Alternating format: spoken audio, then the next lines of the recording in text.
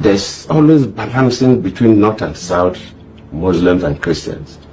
And Yar'Adua was a Northern Muslim who was the president.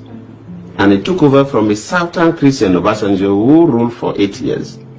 So definitely the Northern Muslims wanted Yar'Adua to at least do 8 years before he could come back to the South for another, probably a Christian, to take over.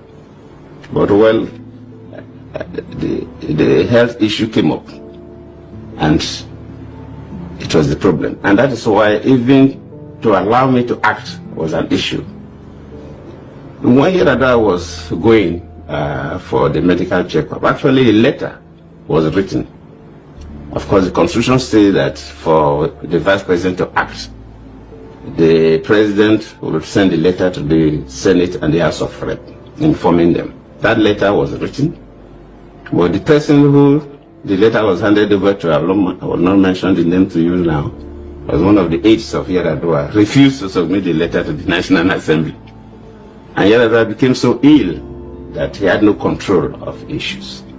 So we had the country where the president was not available and there was no acting president. Yes, as a vice president, you can take over the responsibilities of some responsibilities of the president. You know, the president of Nigeria has two main responsibilities. First, you're the chief executive of the country, so like a prime minister of a country. That the vice president can assume, wait, you don't need any transfer. And I was doing that because we're having an executive council meeting, we're approving memos from ministers, so the government was going on. But there was no commander-in-chief.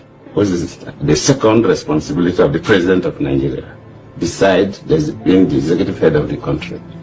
And there's nothing like acting commander-in-chief. Either you're a commander-in-chief or not. But when you become an acting president, you are at the same time a commander-in-chief.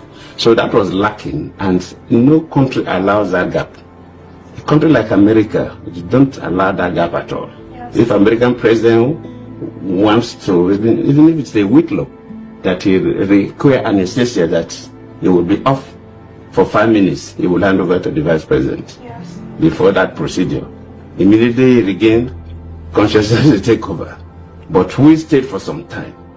And that led to what they call the doctrine of necessity. When the National Assembly felt that the country was in a situation where it was not expected, they now have to initiate this doctrine of necessity, and they now made me to act as the president without the letter from Yar'Adua. So the country was tense.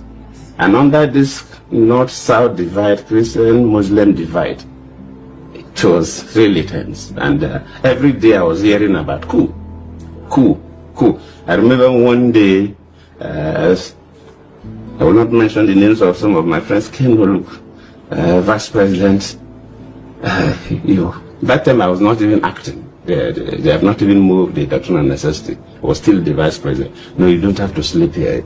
You have to come and sleep in my guest house, and so on. I said, no, I will stay in the State House.